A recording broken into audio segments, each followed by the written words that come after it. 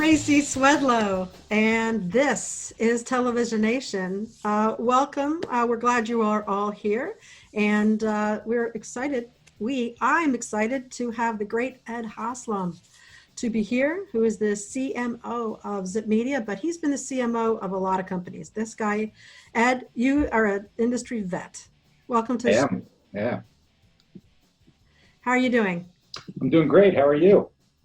Good. Like I said, I've been on phone calls all morning. It's been crazy Monday, and the world keeps changing on a dime. In fact, I just heard today, speaking of local marketing, because I know we're going to talk about the need to do more local marketing and explain what ZypMedia does. But I just heard today that everyone's asking, not everyone, but in the news, everyone's talking about having to offer a document that says, if you like come to my hair salon, or if you do this or whatever it is, you have to sign a waiver to say that you will not sue them in case you get coronavirus. That's a very interesting new development for everybody and for any kind of local business. Obviously, we want to hear what ZypMedia does, and I know you're doing a lot of research on the local market, but what do you think about that? And then let's move into your story.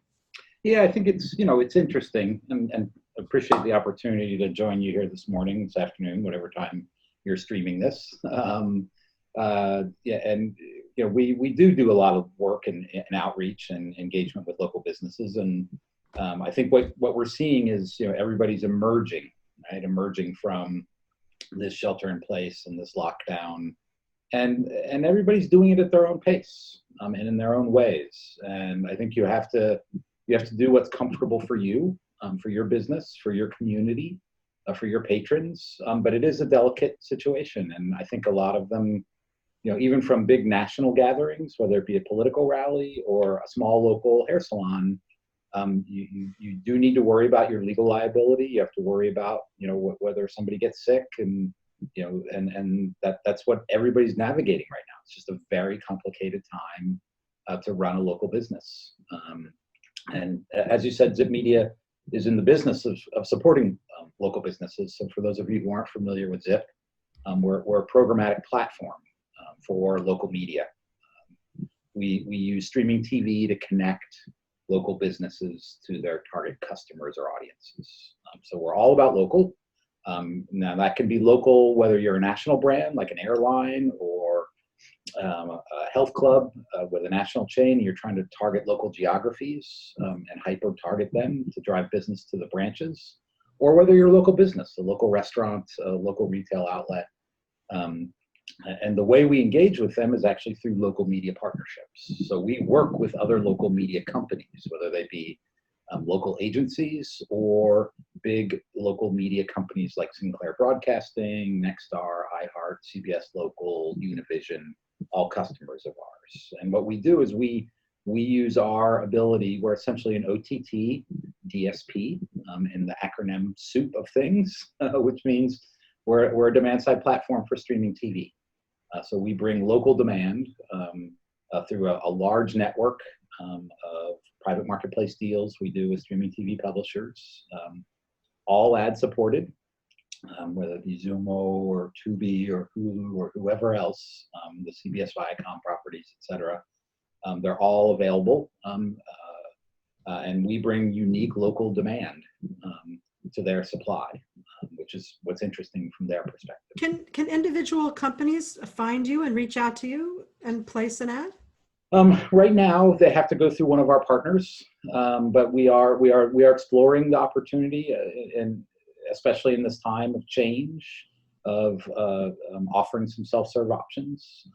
Right now, we're a fully managed service through our media partnerships, but that's something we could be doing in the future. For sure. I remember years ago when I just had a website, right, and we had pretty good traffic, but if in order to sign up with an agency to distribute ads online, you had to have over 1 million views a month or something like that, something crazy. It's not so crazy now maybe, but I mean, for a struggling new website service that does want to place a video ad into the market and see what happens, there were no options until Google came along, and that's still too complicated. So I'm in favor of opening those floodgates potentially, just as a, Yep.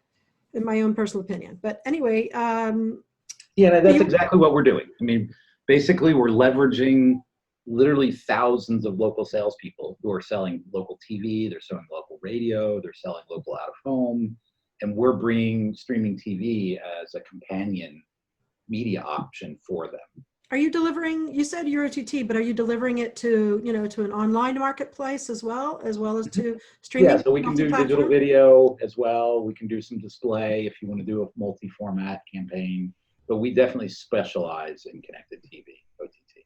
And you said you're working with the big conglomerates like Sinclair and Nexstar and stuff, but what about just individual, like ABC local owned stations? They own 4 stations, maybe just even 1 station, like that small. Yes. Or you have to have a, Yeah, well, like CBS Local. CBS Local is not as big as, say, a Sinclair or Nexstar. I'm not sure their exact station count at this point, but yes, we can certainly work with smaller groups of station affiliates for sure. Okay, so you're watching the local market.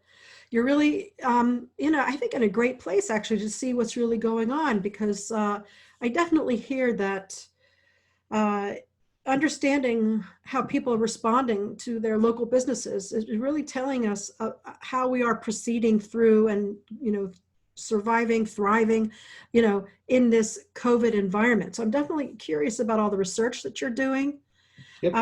But before I do, I know that advertising has fallen off to some extent, but then some people are coming back in, some people are leaving. Is the market still is it stable for you for local advertising, or is it growing, or what's the status of local advertising? Yep. So that's a what I call a 2-part problem or 2-part answer.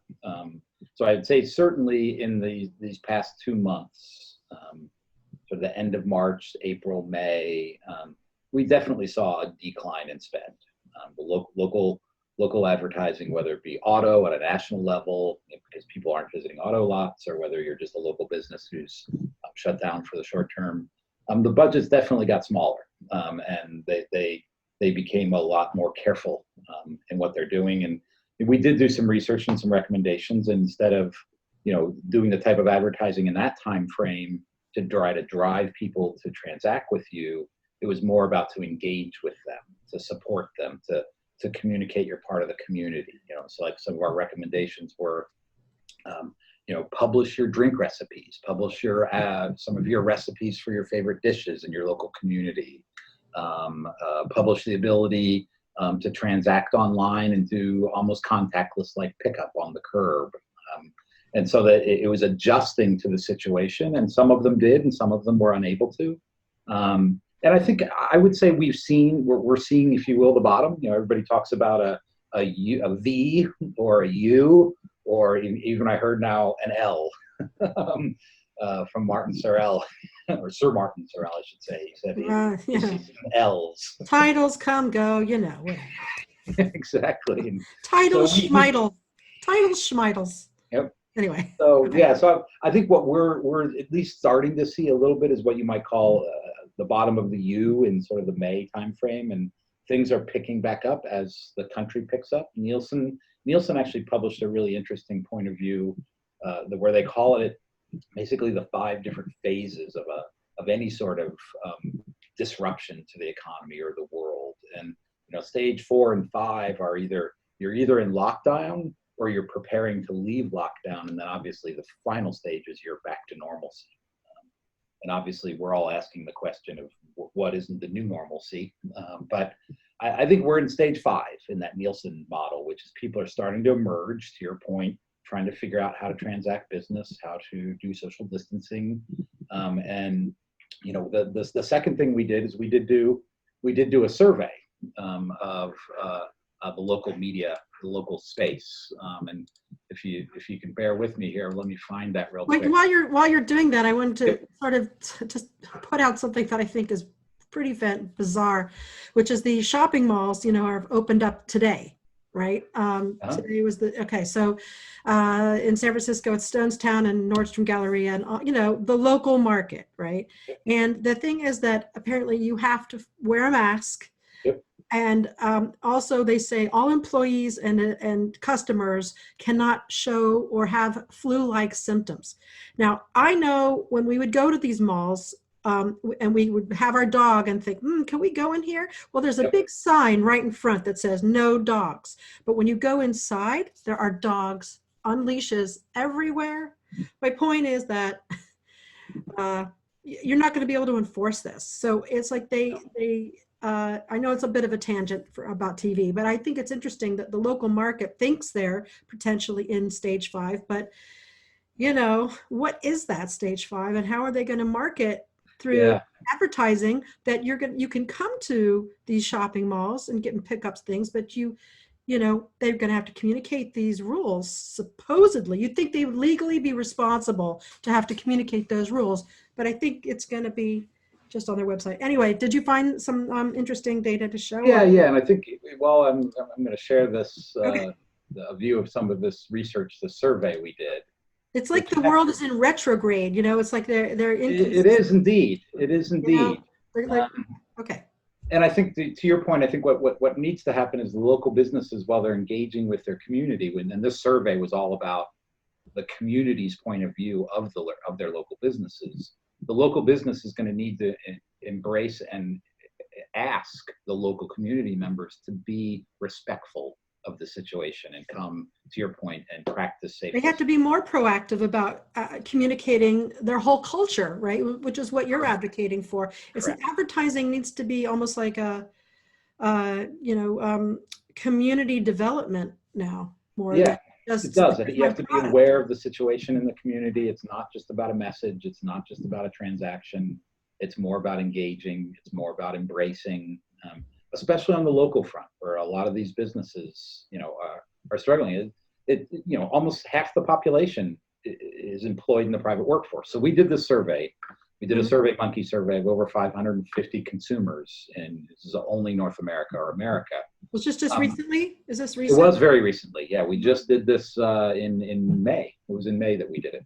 Wow. Mm-hmm. So yeah, May 28th is when we published this. So it's very recent. Recorded. We're recording this June 15th, so it's very soon. Great. So the launch for the simple. I'll take you through the narrative real quickly, but these visuals help. So nearly 38.9% of the respondents either worked at or owned a local business, whereas 61% of them didn't. So that represents almost the national average of about 47%, because that doesn't include public employees. So good mix of people. And then obviously the first question we asked is, what do you miss the most? And sticking out here the most is food and drink, restaurants and nightlife, which is not at all surprising. Followed with a sort of a close second around arts, entertainment, and culture, which is like your movie theaters, your museums, things you do to engage in the community. You'd think the government would fund the arts more if they saw this statistic. There you go. Yeah. So this is sort of, what have you missed? And then we really wanted to jump into, where did your spending go, right? And this is a little bit complicated, but the orange arrows are meant to. So people, the dark blue is prior to COVID-19 and the lighter blue is post. So, and this is the percentage of spend you do locally. So people who spent a lot locally before the pandemic continued to try afterward. So your most loyal customers locally really did try to stay local and loyal.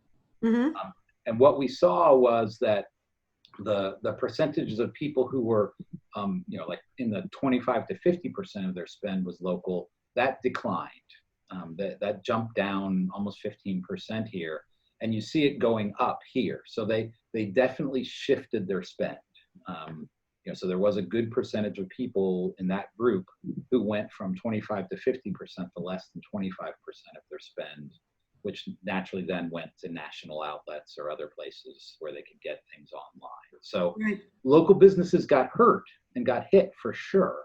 But the really good news out of this, at least from a consumer sentiment point of view, is your most loyal customers really try to stay loyal. I mean, I'm a San Francisco resident as well, Tracy. You know, I bought from my local bookstores. I went to his website, I bought, and I have 6 books over the last 3 months sitting on his shelf waiting for me. Yes. I did You know curbside what? pickup. You know what? But I actually would also say that I am reaching beyond my local, but then I'm rediscovering my local. So I've gone out to other areas in California looking for honey or looking for spices, but then I'm starting to discover that they're actually here in San Francisco that I didn't know they were here. So I'm actually, you know, trying to move away from those big, massive, you know, online things and looking for local opportunities that will deliver. Yeah, I think that's, I mean, if there's any sentiment underneath all of this, I think we as people who live in local communities, this really raised our awareness of how much the local business community is part of our lives, how much it Or can enriches. add, or you know, the thing is like when I found a honey purveyor, because we like to eat honey here, we cook with it rather than sugar perhaps sometimes. And, you know, I'm discovering purveyors that have more options than just buying something in the grocery store through Instacart. And you can't even get, you know, the type of honey you want, or it's all sold out, right, in San Francisco. Anyway. Yep. So jumping through this again quickly. So, you know, then we asked, you know, are you more likely to buy from a local or national retail outlet? And really surprisingly, 53% of the respondents, out of the total respondents, said they were more likely to try to buy from a local outlet. Yes. 35% said I'm not changing, and 12%, you know, which is kind of goes in line with what we saw here, shifted. And then we asked, once it subsides, will you continue? And this is to your point, 63% said, or 68%, sorry, said they will continue to purchase or, you know, add to their local spend. It's those relationships you're developing and the awareness of the wider variety of offerings and better quality. Yep. And yeah. Yep, for sure. Yeah. So that, and then, you know, this was also really interesting sort of from a sentiment point of view is why are you more likely to buy from a local business? And the overwhelming majority were either, I want to support the community or I want to support the economy. You know, the better products and services, the better prices were also there, but really it was about community. It was about where you live and your town, and you walk out your door, you want to go grab a coffee. And we missed that. We missed the ability to do that. And we realized that's an integral part of our sense of community. So this is one of the things we do. And then, you know, to your point, real quickly, if I could, I can also share some interesting stats. We do quarterly reports. So we have a very large number of local advertisers through, you know, people like Sinclair, Nexstar, others. And so this is an infographic out of our 2019 year over year. We also did a Q1.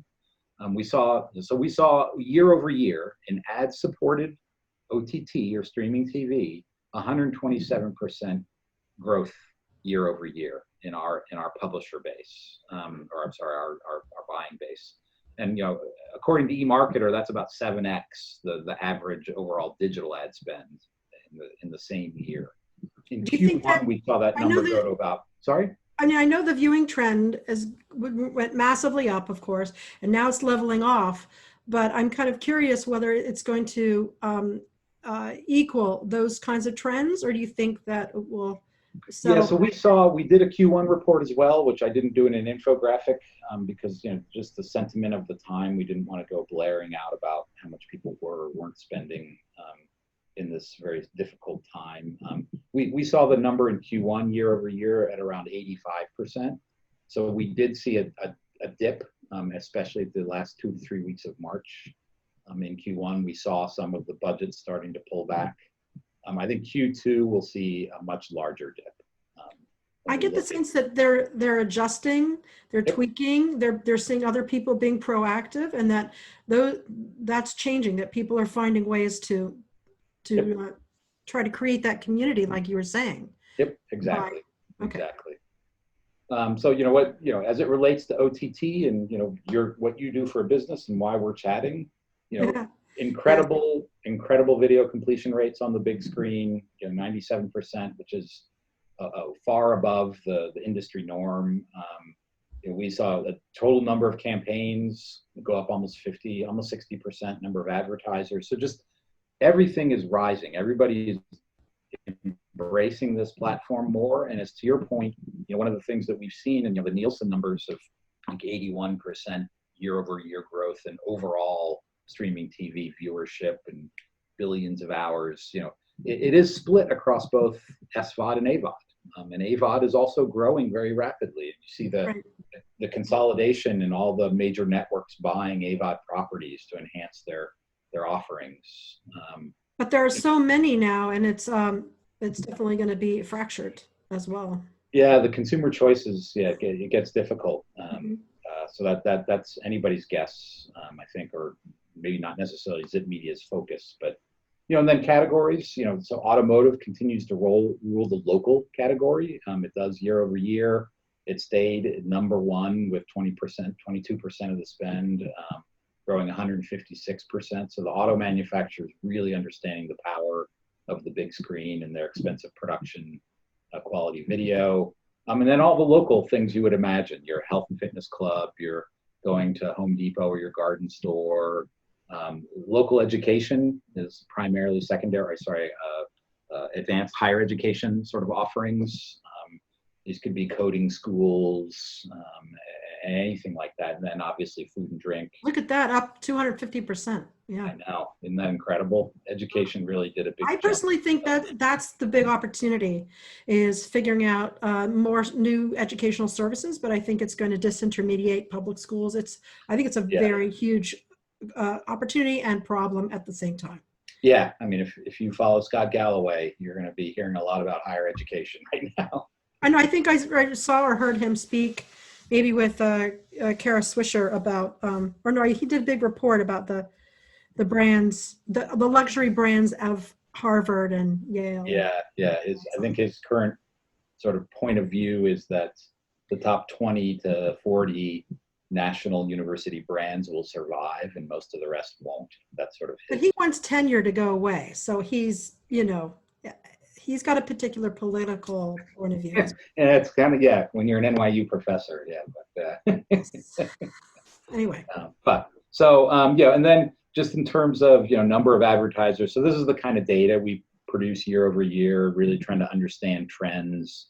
And this is, for your wheelhouse, this is the local part of the OTT marketplace, right? The local demand in OTT and supply. And then regionally, all regions growing, but particular growth we saw in the Midwest seemed to grow the highest number of campaigns. The Northeast ran more campaigns year over year. I wonder why the Midwest grew more so than the West Coast. That's interesting. It's very interesting.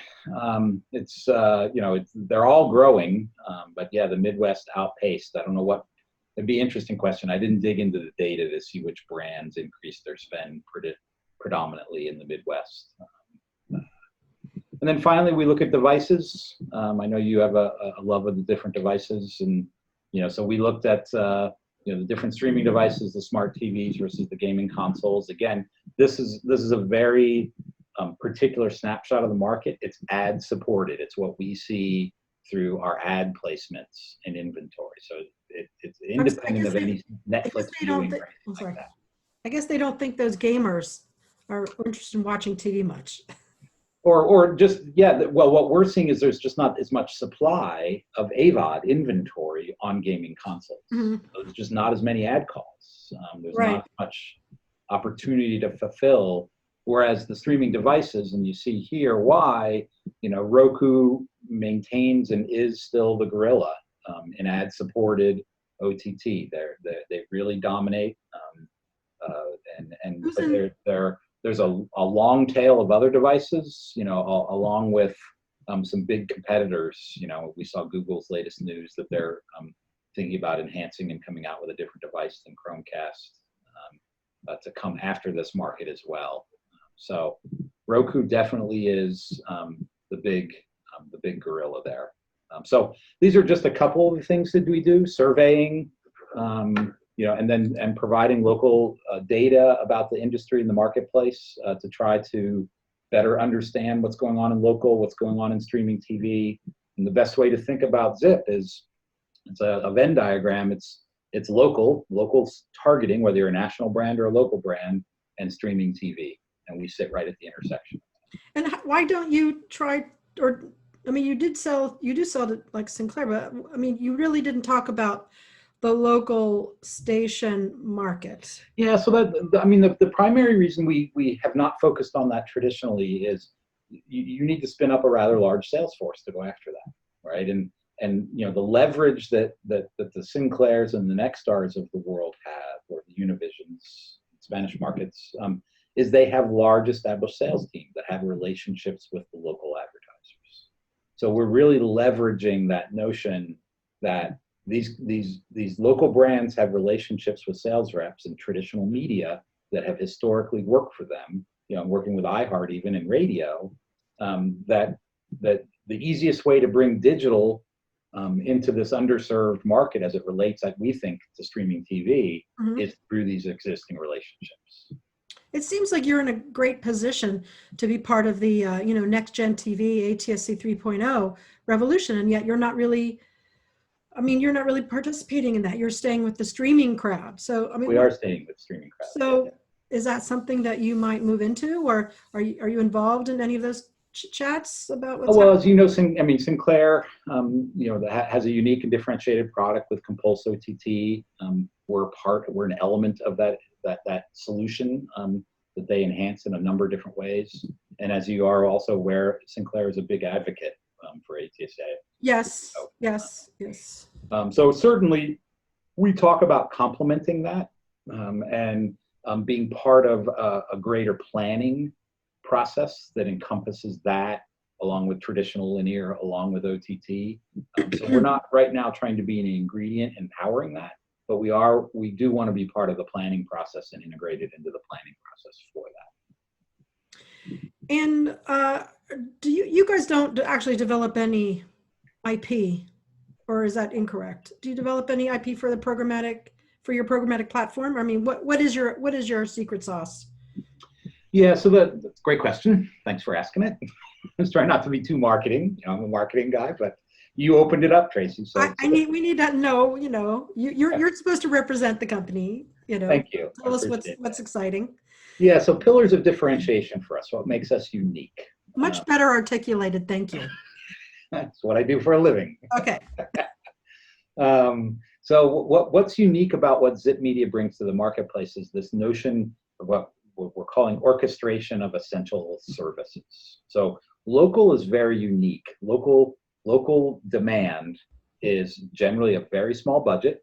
There might be a large budget, but it's all hyper targeted in very many local locations. So you have literally thousands, if not tens of thousands of line items for those of you who are digital natives in your campaign. There are some platforms that have minimum spend requirements that would never let these local line items on their platform. Why are there so many line items? Because let's say, I'm going to completely make this up. Let's say there's a new gym out there called Red Theory, right? It's get you into your red zone, not your orange zone. And I don't know why they call it Orange Theory anyway, but well, if you've been in one of their classes, it's you're getting these orange splash dots. It's a region in your metabolic rate where you're supposed to be burning the optimal amount of calories. But I mean, I know Frank Sinatra loved the color orange because it made him happy, but I don't know. All right, another side conversation. Okay, go ahead. So let's say Red Theory is coming out, and Red Theory is basically saying, I want to capture women who like cats and ride bikes on weekends because I don't think Orange Theory serves them well, right? And so, and there's 50 of them in every city in America. So I want to go find all 50 of them in every city in America. That's a very small budget, very hyper-targeted, but many of them. So, it might be $1,000 line item per region, but it might be 400 DMAs, right? And so you're really, in the end, running a lot, but you're running a lot of different line items. You have to automate them. You have to pace them. You have to forecast for them. Oh, and you're all doing it in these very tight, focused campaigns. So that's what makes Zip unique. We from the ground up built a platform that orchestrates thousands of campaigns, optimizes the delivery, forecasts, automates the reporting and the consolidation, and then finds the demand on local OTT services. Whether, to your point, there's Tubi, there's Zumo, there's Hulu, there's so many different places where you might find that audience. You need to understand in each city which platform is performing the best for that particular audience. And are you keyword searching for these types of things that you want for this platform to look for when it's looking for? Generally, it's not that level. Right now, the number one thing is, find me the local. Find me as close to as possible the best location-based targeting I can through IP address or whatever. And then, secondarily, you can start to look at audience types by channel type or genre type and try to. But if you try to go to that level of targeting in local and OTT, your solution set will get down to this really quickly. But you're able to at least provide them with some specificity and Yep. organize that in your platform and give them the power of third-party data, right? Yep. And then the assurity that campaign will at least deliver to those markets. So that's correct, 100% delivery, right? Because again, if you're a small, let's take it the other extreme, you're the local restaurant. I live downtown San Francisco, so you're in what's now called the Eastcut, which is where I live, which is another fascinating thing of San Francisco. I live in San Francisco. Where is the Eastcut? I've never heard that term. The real estate agents created it a while ago. Oh, okay. It's Rincon Hill. It's a better name for Rincon. Oh, okay. Hill. But I don't know why Eastcut is better than Rincon Hill, but they tried to rename the Mission in the 90s to New Bohemia, but they were not successfully able to do that. I was not aware of that. That's a good piece I of have trivia. a story about that, a behind the scenes story. Anyway, go ahead. Okay, you have to share that with me next time Okay. we actually have a face-to-face event. Okay. The idea now is I'm a local restaurant, and I just don't have a lot of money. I'm not a big national brand. I don't have a lot of money to spend on reach and frequency.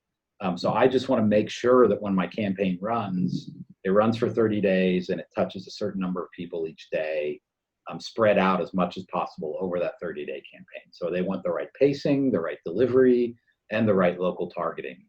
So all those things they're just very unique requirements of local around pacing, optimization, targeting, delivery, and reporting that a lot of the bigger, if you will, national DSP brands, whether you be a Google-like thing or even a Trade Desk, it just doesn't specialize in that kind of delivery.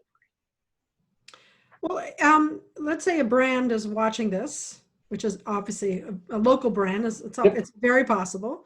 Yep. And and they hear about ZypMedia. I mean, how would they find out whether or not, because they're starting to work with you, do they go to their local agency? How do they find out? Do they call? So they can contact us directly. We have all the classic ways, online to contact us through our website.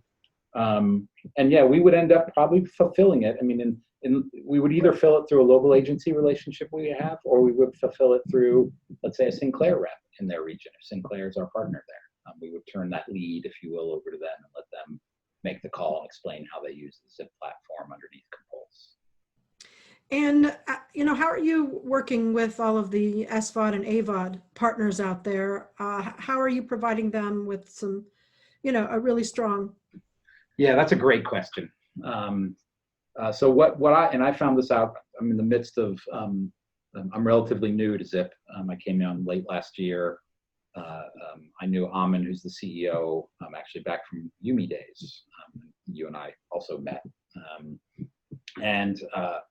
I'm doing a rebrand for them and us and refreshing the logo, launching a new website, hopefully in the next 4 to 6 weeks. So I did a lot of interviewing. I interviewed a lot of customers. I interviewed both on the business development side, the supply side, and obviously demand side. But on the supply side, what I learned through the interviews, which I had not even anticipated at all, was the number one thing I heard from our supply partners is, you guys bring us unique demand. We love that, right? So if we connect to other demand sources and they're all running national campaigns, I have a frequency problem with the same ad coming from two different demand sources. And so what you guys though bring is you bring a local brand that nobody else brings. Yes. So my viewers, while they're watching these big national brand campaigns from other supply sources, all of a sudden see an ad for their local wine store or their local bookstore or their local health club. And they're like, wow, that's really relevant to me and that's interesting. And it's also, so it helps with the ad fatigue issue and with some unique demand sources that are ads that are almost unexpected and potentially interesting. So that's a really good point. It would be great if there were even sort of more, or you could sort of, sign up for some of these ads. Do you know what I mean? I mean, that's another sort of technological observation. Yep. A friend of mine observed to me once a while ago, why can't you save or subscribe to that brand, that ad? Save it and say you want to see more of those, yep. Or save them in a folder somewhere on your big screen, or, build a relationship. And then, that would really help your business, because then you would have a guaranteed viewer who is interested. None of these platforms have set that kind of system up. Have you ever heard any? Yeah, I certainly have seen Hulu experiment with, I like this ad, I don't like this ad, which starts to profile your preferences of things you like. But yeah, I've never seen somebody basically say, bookmark this brand. I love this brand. Right. Don't you think that's an obvious thing they should be doing? Yes, I think it's a very interesting idea. It's just, as you know, on the connected TV screen, calls to action are complicated, right? We're not used to clicking on our TV screens, and and I think some of the brands, if you look at, like, I saw a thing that Amazon. Not that Amazon needs any promotion of any kind, but that you could be watching TV, and then you can call out to Alexa and say, to Alexa, the keyword that was in the ad, and that Amazon will then lock that down for you. So that there are some indirect channels where people are playing with that idea, for sure. Well, CTV players out there, I am asking you to, step it up. People would probably want to do that for content, for commercials, for stars, whatever it is. You could sell this as subscription, more like an upgraded subscription. You know where I'm going with this. Anyway. Yeah, both Samsung and Vizio are great platforms, and they both have great digital teams. And we know all the people. We know them all. Come on, guys. So that's definitely an interesting opportunity for them. I will ask them about that the next time they're here on Televisionation. Which actually brings us to a great time. I think we're going to go, so we can keep it under about 30 minutes or so. All right. So Awesome. Thank you so much, Ed. Thank you. It was great to reconnect, and I appreciate the time. Oh, but what's coming up is a rebrand, new website. And new website, new logo, and more reporting. I'm sorry? More reporting. Yep, and maybe a new product. Stay tuned. Oh. Any hints before I go? A hint? Anything? It'll be locally focused. Maybe expand the audience of people who can engage with our platform. Yes, like we were saying, hopefully. All right, thank you very much, Ed. Thank you. Democratize advertising. Cool. Thanks, Tracy. We'll see you. That is the great Ed Haslam, who is the CEO. Do I pronounce that right? Haslam? Haslam. Just Haslam. Haslam. Yeah. Thank you. Chief Marketing Officer of ZypMedia, which is ZypMedia.com. It's on the screen. Thank you very much. Stay healthy, and we'll see you in the Eastcut, wherever that is. Thank you. This is Tracy Wedlow, Televisionation, and we're at TVOTshow.com/Televisionation. Come to TVOT September 9th and 10th, online, virtual event. Leadership Conference. Thank you. See ya.